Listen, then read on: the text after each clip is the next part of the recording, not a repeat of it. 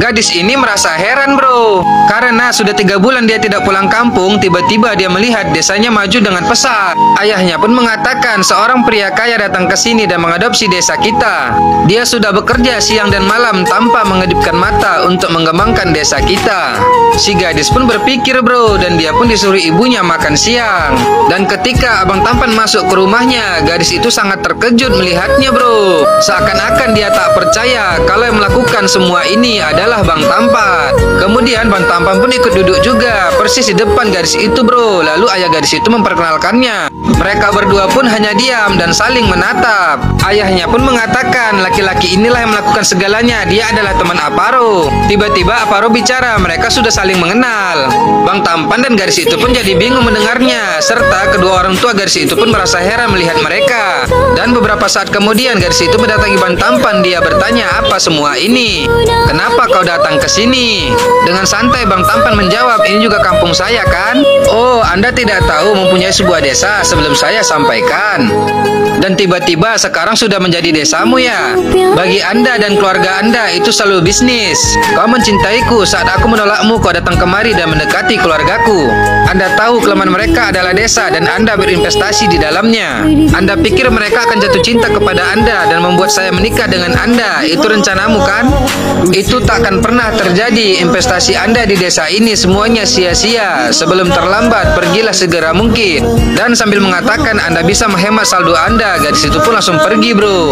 Kemudian pada malam harinya mereka berdua dan Aparo pun jalan-jalan meskipun mereka belum baikan. Tiba-tiba Bang Tampan melihat ada yang menjual miras di sana sehingga dia jadi tidak tenang melihatnya bro. Dia pun terhenti dan melihat mereka. Lalu Aparo mengajaknya. Aku akan menyusul dalam 10 menit kata Bang Tampan bro. Lalu dia mendatangi mereka dan bertanya, apa maksudnya ini? Minuman keras, kamu mau minum juga? Dengan kesal dia bicara lagi, ku bersihkan seluruh desa. Di sini kau mengocokkannya, buang ini semua. Mereka pun hanya diam. Lalu Bang Tampan membuang miras itu bro. Namun tiba-tiba ada yang marah membentaknya. Hei, ini punya Sasi. Bang Tampan pun memanggilnya bro. Lalu orang itu pun mendekati dirinya. Aku tidak bertanya milik siapa ini, tetapi dia malah songong jadi ditempeleng. Nyalinya pun langsung ciut. Hahaha, belum tahu dia siapa, Bang Tampan gitu loh. Dia pun disuruh pergi. Lalu keesokan harinya Bang Tampan mendatangi perkumpulan mereka bro. Tanpa rasa takut Bang Tampan pun langsung mendekati mereka semua bro. Dia pun langsung basa-basi dengan mereka.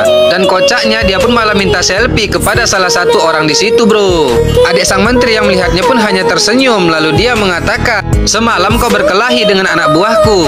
Dengan pede dia mengatakan, mungkin kau tak tahu dia adalah salah satu orangku ya. Dia memberitahukannya kok. Adik sang menteri pun terkejut. Anda beruntung mereka masih memberitahu saya. Bagaimana jika mereka tidak membahas semua ini lalu mereka menghajarmu? Bayangkan kondisi Anda. Tetapi Bang Tampan malah menantangnya. Bapak itu jadi emosi. Namun tiba-tiba ada yang meneleponnya bro. Dan setelah dia mengangkat teleponnya, ternyata yang meneleponnya itu adalah kakaknya sendiri, yaitu sang menteri bro. Karena ada keperluan dengannya, bapak itu pun tak jadi ribut dengan Bang Tampan bro. Lalu dia mengatakan kita akan bertemu lagi. Setelah itu dia pun pergi. Bang Tampan mengejek mereka, kalian beruntung telepon datang tepat waktu. Orang-orang itu pun melongok melihatnya bro. Lalu sambil mengejek Bang Tampan pun pergi. Namun setelah beberapa waktu Bang Tampan pulang ke rumah itu, tiba-tiba ayah gadis itu memanggilnya. Dengan was-was dia mengatakan Sasi datang mencarimu. Dia meminta Anda untuk segera datang ke Anggrek Mangga. Dia juga membawa Caru dan akan melepaskannya jika Anda ke sana. Lupakanlah tentang Caru. Jika kami pergi memohon kepada kaki mereka, mereka akan melepaskannya. Akan tetapi sangat berbahaya bagi Anda jika Anda datang ke sana. Lalu ayah gadis itu menyuruh Bang Tampan untuk pergi dari desa itu bro. Namun seperti yang kita ketahui, Bang Tampan bukan penakut bro. Dia langsung mendatangi rumah adik menteri itu. Seseorang pun mengarahkannya untuk masuk ke dalam. Ternyata sudah banyak orang menunggu bro.